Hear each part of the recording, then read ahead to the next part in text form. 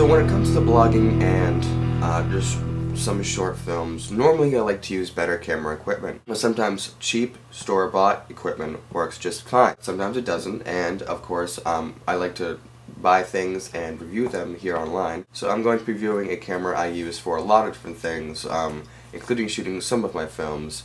The Everio from JVC. It's a hard disk camcorder, shoots in 1080p high resolution, 40GB hard drive where it stores all its information. First off, on the outside, it fits well in your hand.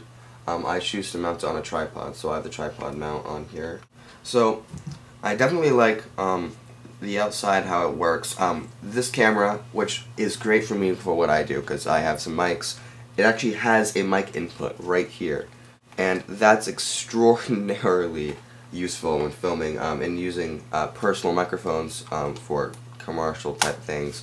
The battery life could be better on this camera. It's very short actually. I've only found like half an hour battery life, and that may be just because I overwork it or because I just have a faulty battery. From what I found, battery life is very poor on this camera. However, the ups of the camera do outweigh the downs, and of course it has a great light on here. It's not the light does not come out in a tone that would be good for film. It comes out like a really bright white LED light, and that's not necessarily what you're looking for when you're shooting like night scenes and stuff. It's not.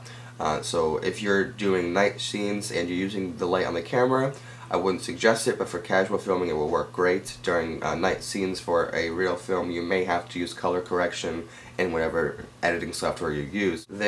This thing does capture still images, and the snapshot button is right here. The charge does not take long to charge. The direct current input is right here.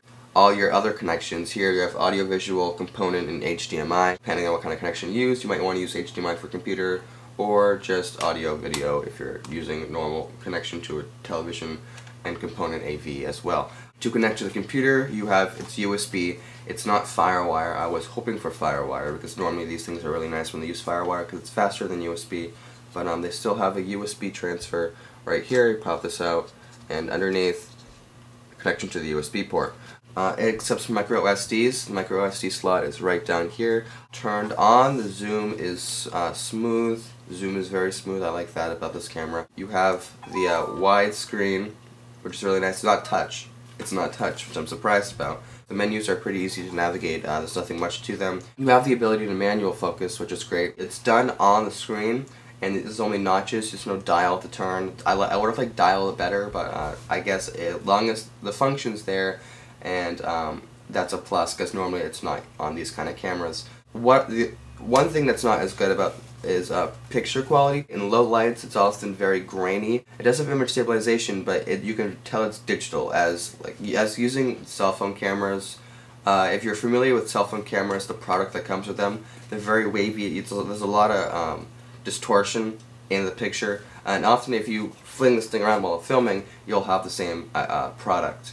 And I found that isn't exactly what everyone's looking for. But however, if you tripod mount it, the picture looks great. That's the only reason I use this as a tripod mount. So overall, JVC did a great job. At Best Buy, where I got this one, I think it's $4.99. I don't know. So everyone, thanks for watching my review of the JVC Everio. Please comment, rate, and of course, the #1 thing I'm looking for is for you to subscribe. If you subscribe, my life will be complete. So, yeah.